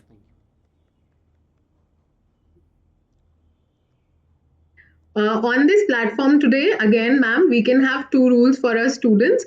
First of all, they will be allotted supervisors. जैसे आप internship में तो आपको supervisors random allot हुए थे, आप लोगों के supervisors आपको allot किए जाएंगे. Ma'am would be sharing the list with you all. So you have to make sure which supervisor is allotted to you. On the other hand, sir ने जैसे बताया, इस बार हम शायद मैम ऐसा कर सकते हैं कि once they bring the report to us, we can give them a certificate from our side, which will ensure that the students make it on time and make it in a very convenient and an authentic manner. सो इसलिए आप लोग certificates जो भी बनाएंगे वो हम आपको वो भी डिसाइड करके बताएंगे कि वो सर्टिफिकेट्स हमारे द्वारा दिए जाएंगे या वो आप खुद से बनाएंगे। ऑलराइट, तो सर ने आपको डेडलाइंस बताई हैं, सर ने इतना सिंपल, इतना क्लैरिटी में आपको सब चीज बताया, and I hope students the workshop benefited you all. Thank you students for attending this workshop. Thank you Anurima ma'am for being with us and supporting us throughout. A big thank you to my fellow colleagues for joining us. A big thank you to our respected principal ma'am. I am grateful that she was with us. Whatever time she could give, she spared her valuable time. And last but not the least, Vishal sir, we are thankful and grateful to you for being with us and giving your valuable insights for this workshop. Thank you so much, everybody, for being a part. Okay, thank you. Thank you, everyone.